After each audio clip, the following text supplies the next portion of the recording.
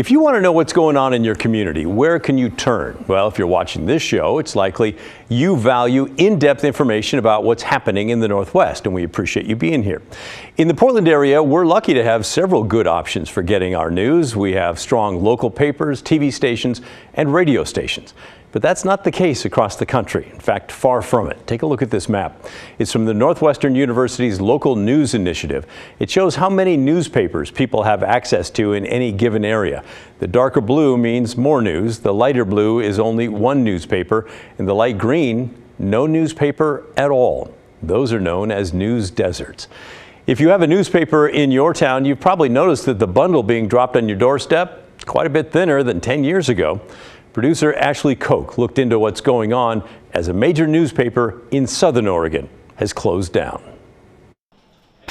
It's a pretty standard morning tradition. Start your day with a cup of coffee and the morning newspaper. But in more and more communities, those days are numbered. In some places, they're gone.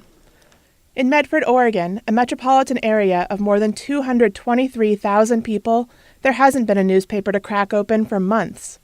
The Medford Mail Tribune stopped printing last year, and today is the last day for its online edition. Publisher Stephen Saslow announced that they're closing down all operations, saying the newspaper is unsustainable because of rising costs, shrinking ad revenue, and difficulty hiring staff.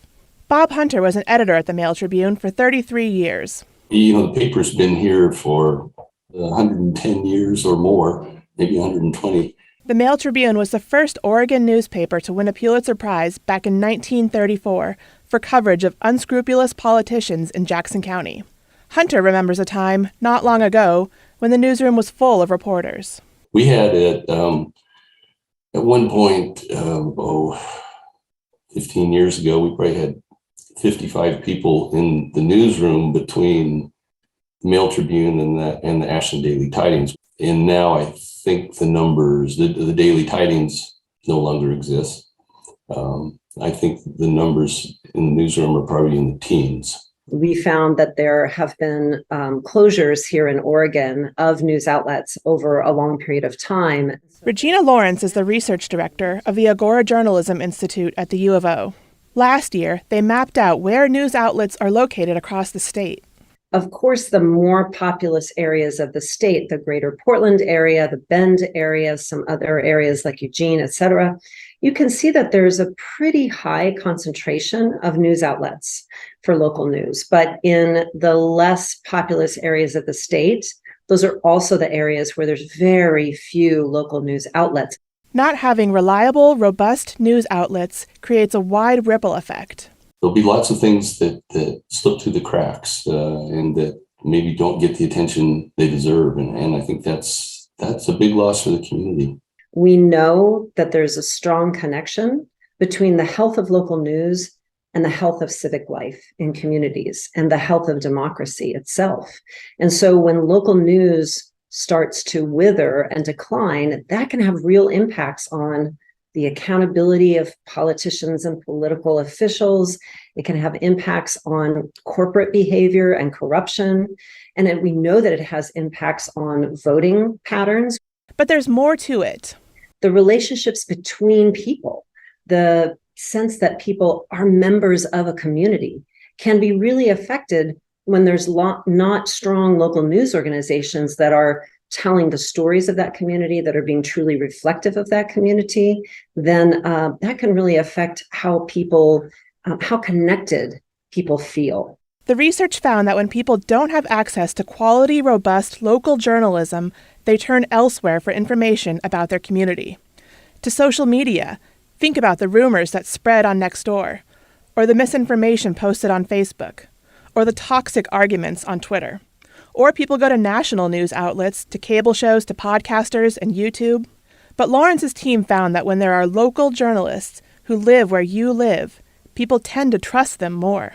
And we all know that there's this problem of media trust now in our society, but that problem is far less pronounced at the local level. Here in Oregon, it was a good solid 2/3 of Oregonians that we surveyed who said that they did trust their local news. They did trust their local news outlet.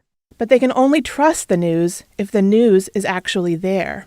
When there's less local news in the paper, then there's fewer fewer people want to get the paper, and then it just feeds on itself and it continues on.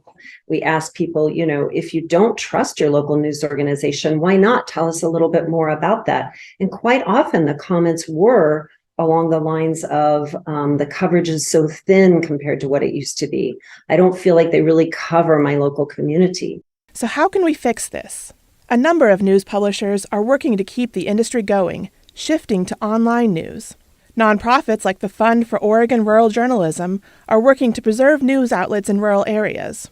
And now, a bill has been introduced into the Oregon legislature that would give you a tax credit for your local news subscription. Representative Ben Bowman is one of the co-sponsors. You could basically take a tax credit, and at the end of the year, if you spent, let's say, $10 a month on a local newspaper subscription, you could subtract $120 a year from the taxes you owe that year. There's also some action on the federal level. The Local Journalism Sustainability Act would also provide tax credits to support local news, but it hasn't made it out of committee in the last 2 years. What people need to understand is the Medford Mail Tribune is not an outlier. It is part of a much larger trend. And if we don't take action to reverse the trend, we're going to have very few local news outlets left to hold government account. This is why I'm a Democrat. I'm a proud Democrat, but this is a bipartisan issue.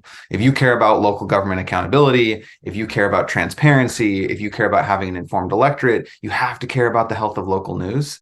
In the meantime, in Medford, there are a couple of local TV stations, and people can get public radio, but no local daily newspaper. My hope, and still maybe it's not a lost hope, is that something will step in and take its place. Ashley Koch, KGW News.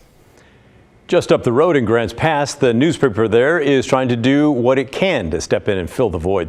The publishers of the Grants Pass Daily Courier posted a statement saying the Daily Courier is acting quickly to increase its investments in Jackson County so that we can ensure that the Courier can start reporting on more Medford area news within the next few weeks.